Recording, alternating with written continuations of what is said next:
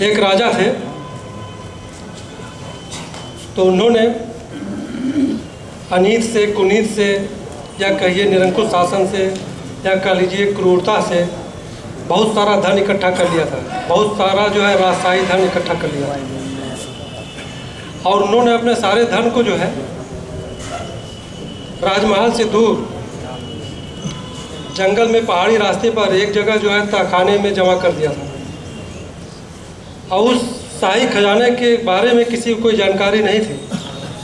जो शाही खजाना था, इसको राजा ने वहाँ तहखाने में बंद करके रखा था, उसकी जानकारी केवल दो लोगों के पास थी। एक राजा के पास स्वयं, और दूसरा उसके मंत्री के पास। और उसकी केवल दो ही चाबी थी। एक चाबी राजा के पास थी और दूसरी चाबी जो है मंत्री के पास थी। तो एक दिन की बात है, राजा जो है बिना किसी को बताए महल से सीधे जो है जंगल के रास्ते से होते हुए उस पहाड़ी पर पहुंचता है, तहखाने का दरवाज़ा खोलता है, अंदर जाता है और अपने धन दौलत, सोना चांदी, हीरा मोती को देखता है। और देखने के बाद बड़ा संतुष्ट होता है, और खजाने की चमक से उसकी आंखें सुनहरी हो जाती हैं। और जब वह खजाना देख रहा होता है, उसी समय राजा का जो मंत्री वो महल से निकलता है, और उसी रास्ते से होते हुए, जंगल के रास्ते से होते हुए, जब उस रास्ते से वहाँ से गुजरा, तो उससे जो तहखाना था उसका दरवाज़ा खुला हुआ दिखाई पड़ा। तो बड़ा हैरान हुआ, बड़ा परेशान हुआ। तो उसको ये ख्याल आया कि कहीं कल जब हम रात में आए थे खजाना देखने, तो कहीं दरवाज़ा खुला तो नहीं रह गया। और उसके बाद उस मंत्री ने जल्दी जल्दी से खजाने का वो जो दरवाज़ा था, तहखाने का जो दरवाज़ा था, उसको बंद किया और वहाँ से चला गया।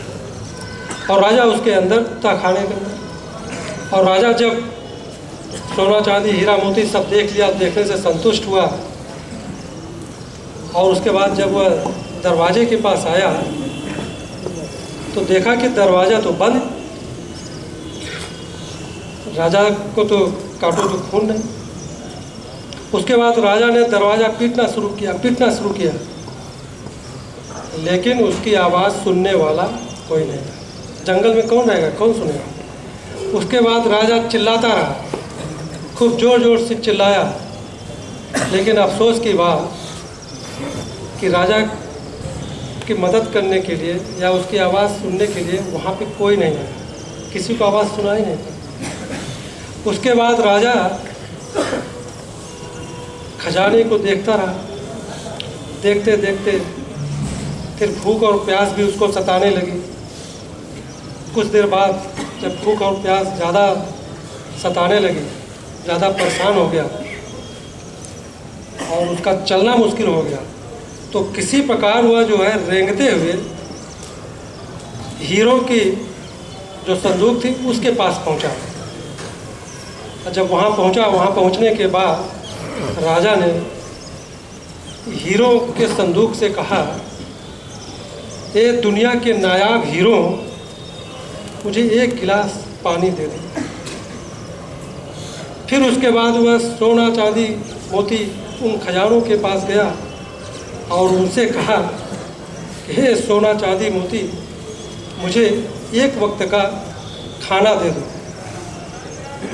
तो राजा को ऐसा लगा ये हीरे मोती उससे कह रहे हैं कि तेरी सारी ज़िंदगी की कमाई, सारी जीवन भर की कमाई तुझे एक गिलास पानी और एक समय का भोजन नहीं दे सकती। और उसके कुछ देर बाद राजा जो है बेहोश होकर के गिर पड़ा। और कुछ देर बाद जब राजा को होश आया तो राजा उठा। उठने के बाद जितने हीरा मोती सोना चांदी था उसका उसने बिस्तर लगाया और बिस्तर लगा करके उस पर लेट गया। और वह दुनिया को कुछ बताना चाहता था,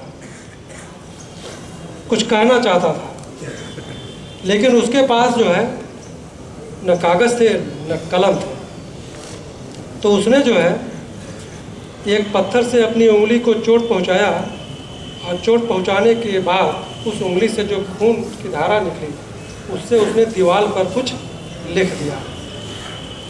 इधर जो है राजमहल में राजा की खोज खबर ली जा रही थी और मंत्री और दरबारी और सैनिक सब राजा को खोजते रहे काफ़ी दिनों से और राजा का आता पता नहीं चला।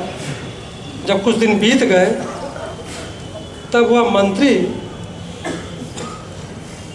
उस खजाने के पास गया, उस जंगल में गया, तो वहाँ पहुँच करके जब उसने दरवाज़ा खोला तो उसने देखा कि राजा जो है सोने चांदी हीरा मोती के ऊपर बिस्तर पर मरे पड़े हैं और उसकी लाश को कीड़े मकोड़े खा रहे हैं। और वहीं दीवार पर लिखा हुआ था खून से, ये सारी दौलत सारा खजाना जो है एक घूंट पानी और एक निवाला न दे सकी। तो इस कहानी के माध्यम से यही बताना चाहते हैं कि यही जीवन का सच है, यही जीवन का अंतिम सच है। मरने के बाद केवल आदमी के कर्मों की दौलत ही जाती है। आदमी चाहे जितना भी गलत सही कमा ले, चाहे जितना भी सोना चांदी हीरा मोती कमा ले, लेकिन उसको वो साथ लेकर के नहीं जा सकता, वो सब यहीं के यहीं पड़ा रह जाएगा। तो कहने का मतलब ये है कि प्रभु ने जो हमको जीवन दिया है, सभी की बात हो, उस जीवन में कुछ ऐसा समय भी निकालें कि दूसरों के लिए भी कुछ अच्छा कर लें, दूसरों के कल्याण के लिए भी कर लें, क्योंकि मरने के बाद आदमी का यही सब चीज़ लोग देखते हैं और यही सब चीज़ें जाती हैं।